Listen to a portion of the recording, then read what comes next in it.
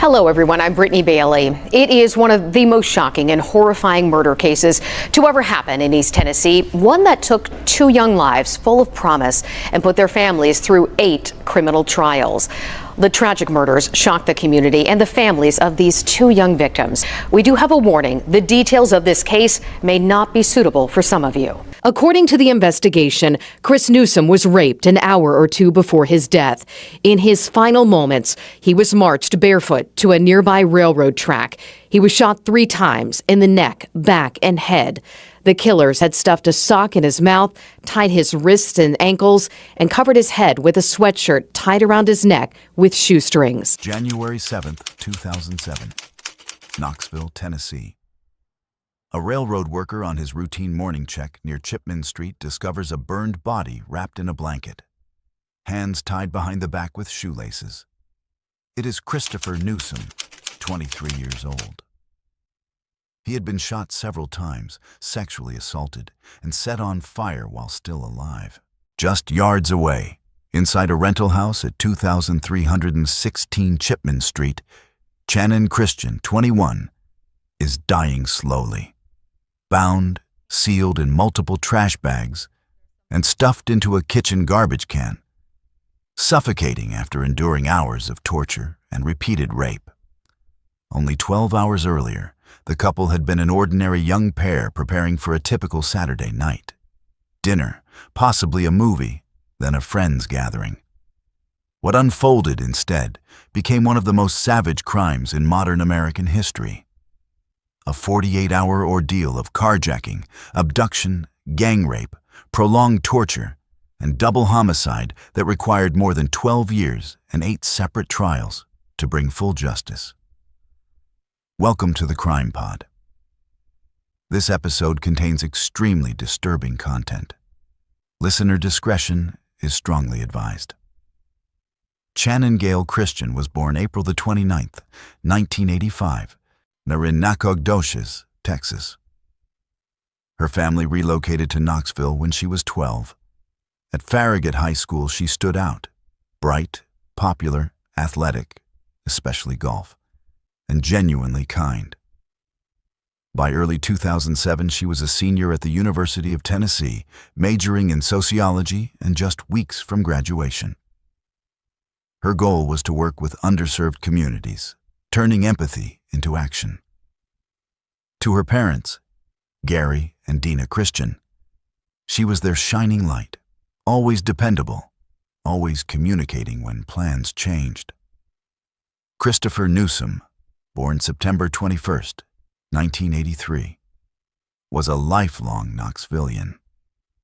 At Halls High, he was a committed baseball player, not the biggest talent, but one who played with heart and lifted his teammates.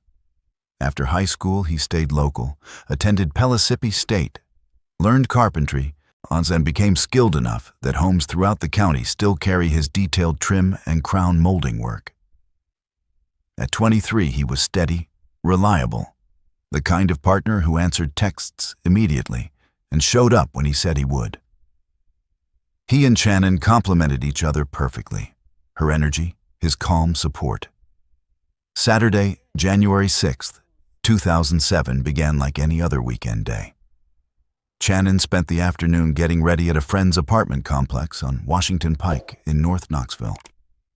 Around 8 p.m., Christopher arrived in his pickup to collect her. Surveillance cameras captured their reunion in the parking lot. A warm embrace, a brief conversation about which vehicle to take. They chose her silver Toyota 4Runner. Neither noticed the car slowly circling the lot. On inside that vehicle were 5 individuals who had spent the evening hunting for targets. Lemaricus Davidson, 25, recently released after serving 5 years for carjacking and aggravated robbery. His half-brother, Letalvis Cobbins, 24, with his own robbery record. George Thomas, 24, street name Detroit, multiple felony convictions. Eric Boyd, 34, long history of violence. And Vanessa Coleman, 18, Cobbins' girlfriend.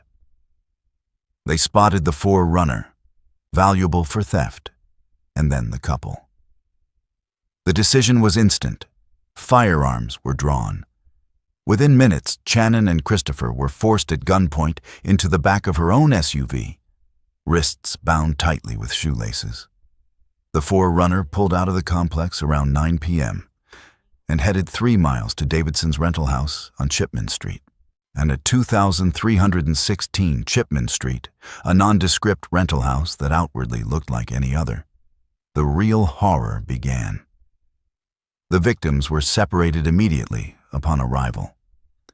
Christopher was taken to one area of the house. His hands remained bound with shoelaces. A sock was forced into his mouth to silence him, and a sweatshirt was tied tightly over his head, leaving him blindfolded and struggling to breathe. Forensic evidence later confirmed he was sexually assaulted inside the residence, with injuries consistent with object penetration. In the pre-dawn hours of January 7th, Eric Boyd forced Christopher, wearing only a shirt and underwear, out of the house and marched him barefoot through the bitter cold.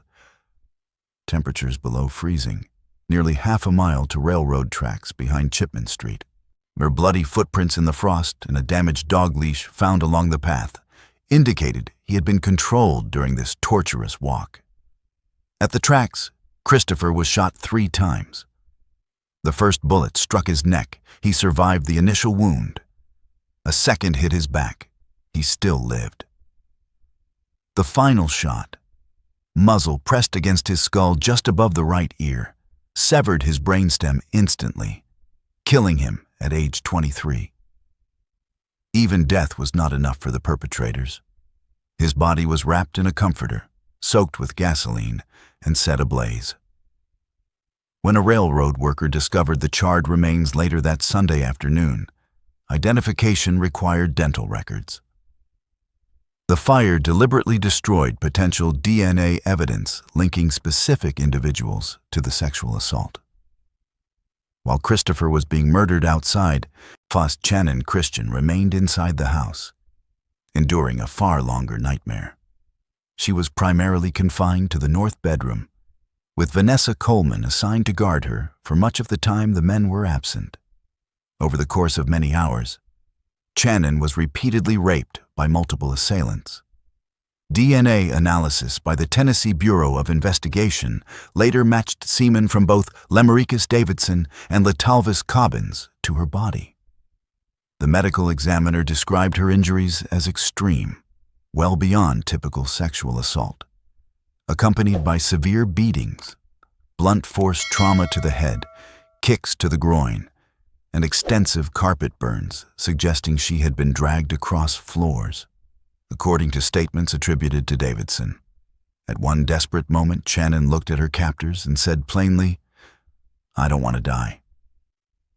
The plea changed nothing. As concern grew over leaving biological evidence, the group took steps to destroy it. Bleach was poured down her throat and used to scrub her body, particularly in areas where DNA had likely been deposited.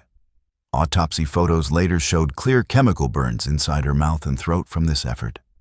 Still alive and conscious, Channon was then bound in a hog-tied position using strips of curtains and bedding. A small plastic bag was placed over her face. Her body was enclosed in several large trash bags, then positioned inside a standard kitchen garbage can and covered with sheets. The Knox County medical examiner determined that Channon died from gradual suffocation. She remained aware for a significant portion of the process. Her death occurred sometime between the afternoon of January 7th and the afternoon of January 8th, meaning she outlived Christopher by at least 12 hours, possibly more. During this period, callous acts continued. Davidson was seen wearing Christopher's shoes and using his cell phone. Channon's personal items, purse, camera, overnight bag, were treated as loot. Some were casually given to Vanessa Coleman. To the 5 perpetrators, Channon and Christopher had been reduced to sources of temporary gratification and profit, nothing more. Sunday morning, January 7th, 2007. The silence from Channon and Christopher became impossible to ignore. Gary and Dina Christian waited anxiously. Channon had promised to return home between 2 a.m. and 3 a.m. No call came. No text. No sign of her forerunner. This was completely unlike their daughter, who always followed through and checked in. Across town, Hugh and Mary Newsom faced the same dread. Christopher's bed hadn't been slept in. His phone went straight to voicemail. Friends at the party they never reached began comparing notes. Unanswered messages from Saturday night piled up. By afternoon, both families contacted Knoxville police. The initial response was frustrating. Officers suggested the couple might have spontaneously extended their weekend or gone out of town, advising a 24-hour wait before filing a formal missing persons report. Refusing to sit idle, the families took action. They created and distributed flyers, organized informal search groups, and directly contacted Channon's cell provider to demand the last known location of her phone. The data pointed to a tower serving the Cherry Street area in North Knoxville. On late Sunday night into the early hours of Monday, January 8th, relatives and friends scoured that neighborhood looking for the silver Toyota 4Runner. At approximately 1:30 a.m., they found it, parked at the intersection of Chipman Street and Glider Avenue, less than 2 blocks from 2316 Chipman Street. The vehicle told an immediate story of foul play. The front seats were pushed all the way back, impossible for 5'2" Channon to drive comfortably. Floorboards were covered in mud, inconsistent with her habit of keeping the interior spotless. Window stickers she cherished were peeled off. Personal items, a teddy bear, photographs, phone charger, were gone. One object stood out: an opened pack of Newport cigarettes on the dashboard. Neither Channon nor Christopher smoked, and neither used Newports. Inside the SUV, investigators recovered an envelope. Fingerprint processing produced a match. Lemaricus Davidson, a convicted felon whose last known address was 2316 Chipman Street. On January 9, 2007, police obtained and executed a search warrant at the Chipman Street house. The property was vacant. The suspects had fled, but the scene inside was horrific. In the kitchen, under sheets and plastic, officers found a standard garbage can. Inside, tightly wrapped in multiple large trash bags and bound, was Channon Christian's body. She had been placed there alive and suffocated to death. The forensic evidence was overwhelming. Davidson's semen was recovered from her body. His fingerprints were on the trash bags containing her remains. DNA consistent with Letalvis Cobbins was found on her clothing. Shell casings in the house matched the bullets used to kill Christopher at the railroad tracks. Personal belongings belonging to both victims, Channon's purse and camera, photos torn and partially burned, Christopher's caps and driver's license, were scattered throughout, kept as trophies. A large-scale manhunt was launched immediately. The Tennessee Bureau of Investigation, FBI, and local agencies coordinated. BOLOS were issued for all 5 suspects. The break came January 11th when phone records traced communications between Davidson and Eric Boyd. Under pressure, Boyd cooperated and led authorities to a vacant house on Reynolds Street where Davidson was hiding.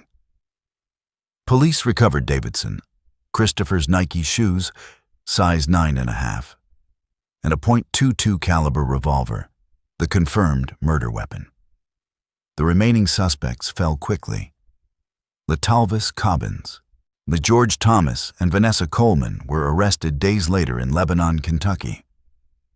A computer seized there showed they had been monitoring news coverage of the case. Additional items belonging to Channon were recovered. Within days, all 5 perpetrators were in custody. Trials began in 2008, forcing the Christian and Newsom families to relive every graphic detail through autopsy photos, DNA testimony, and crime scene evidence. Eric Boyd was tried first in federal court only as an accessory after the fact for helping conceal evidence. He received 18 years. The families viewed this as far too lenient. There is some DNA that is consistent with Miss Christian's DNA. Would that be consistent with a cut hand that is bleeding, touching the back of her pants in that area and leaving blood? It could be.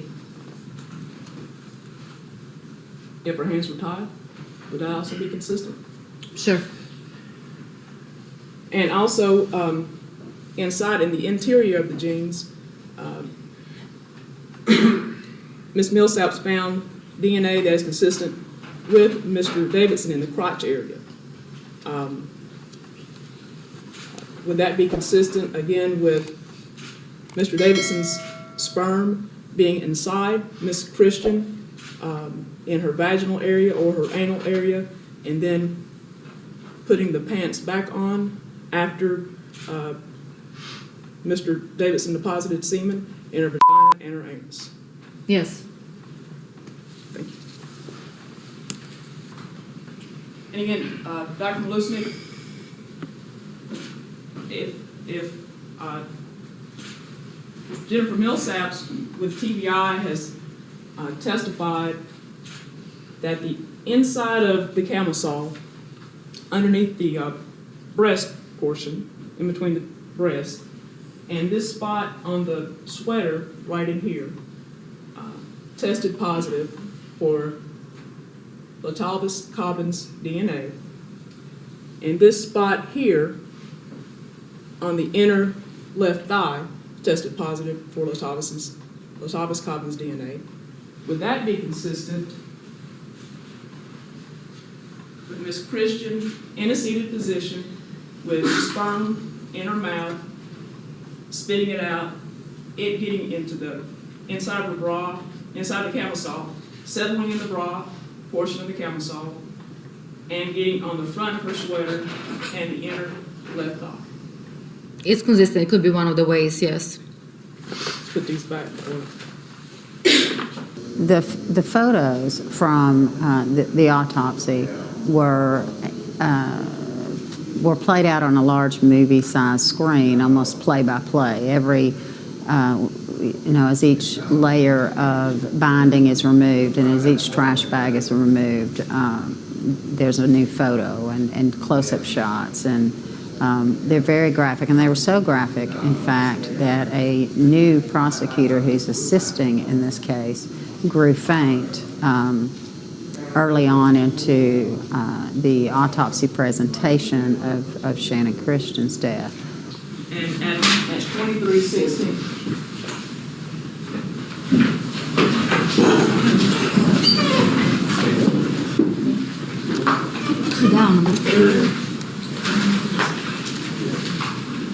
We have a doctor in that. And so we had to take a break in order to help her to recover. She did not return to the courtroom, however. In 2009, Letalvis Cobbins was convicted in Knox County and sentenced to life without parole. 2 months later, Lemaricus Davidson, the group's ringleader, was found guilty on multiple first-degree murder counts and received the death penalty. George Thomas was convicted and sentenced to life without parole. Vanessa Coleman was convicted of facilitation charges and given 53 years. By 2010, it appeared justice was complete. Then, the case unraveled. In early 2011, presiding Judge Richard Baumgartner resigned after admitting to severe prescription drug addiction, purchasing pills from convicted felons, and exchanging judicial favors for sexual encounters. The Tennessee Bureau of Investigation concluded his impairment had compromised the fairness of the trials he oversaw. He was disbarred in September 2011. As a direct consequence, all 4 state convictions were vacated. New trials were ordered in December 2011. Retrials started in 2012. Vanessa Coleman was reconvicted with a reduced sentence of 35 years. George Thomas retained his life without parole term, and the Tennessee Supreme Court ultimately upheld the original convictions and sentences for Lemaricus Davidson, death, and Letalvis Cobbins, life without parole. Mary Newsom refused to accept that Eric Boyd would escape full accountability for Christopher's murder. She and the families pressed prosecutors relentlessly.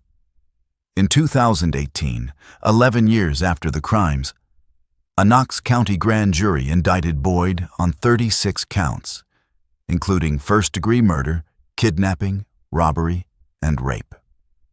Boyd's state trial began in August 2019. George Thomas testified against him in exchange for a sentence reduction to 50 years, admitting his own role and identifying Boyd as the shooter who killed Christopher at the railroad tracks. On August 13, 2019, more than 12 years after the abductions, Boyd was convicted on nearly all charges. Said Judge Bob McGee sentenced him to 2 consecutive life terms without parole, plus an additional 90 years. All 5 perpetrators are now serving life sentences, or death in Davidson's case, with no releases possible. The prolonged ordeal exposed serious flaws in Tennessee's justice system, leading to meaningful reform. In June 2014, Governor Bill Haslam signed 2 laws named for the victims. The Chris Newsom Act eliminated the outdated 13th juror rule, which had allowed a single judge to invalidate unanimous jury verdicts, removing the mechanism that forced retrials after Baumgartner's misconduct. The Channon Christian Act protects victims by prohibiting defense attorneys from introducing irrelevant or unsubstantiated character attacks unless directly tied to the case facts. The house at 2316 Chipman Street was demolished in 2008. A memorial now stands on the site in their honor. The Channon Gale Christian Foundation awards scholarships to University of Tennessee students through an annual golf tournament celebrating her love of the sport. The Chris Newsom Memorial Foundation hosts a yearly baseball tournament at Hall's Community Park and has provided dozens of scholarships to Hall's high school graduates. Mary Newsom often notices cardinals and butterflies, quiet signs, she believes, that Christopher remains close. 19 years later, as of early 2026, 2 young lives stolen have become enduring forces for protection and opportunity. Channon wanted to serve marginalized communities. Her foundation carries that forward. Christopher built things meant to last. His memorial builds futures for others. Most recently, in December 2025, Senior Knox County Criminal Court Judge Don R. Ashe denied multiple motions from Lemaricus Davidson seeking to challenge or overturn his death sentence, reopen post-conviction relief, introduce claimed newly discovered evidence, and disqualify the Tennessee Attorney General's office. The orders, signed December 9th and reported publicly around December 12th, upheld his capital conviction. No execution date has been set, and no further significant appellate developments have occurred for any defendant as of February 2026. The families continue to grieve, but they have transformed unimaginable loss into lasting legacy. Evil tried to erase them. Their light endures. Channon Christian and Christopher Newsom, their names deserve to be remembered forever.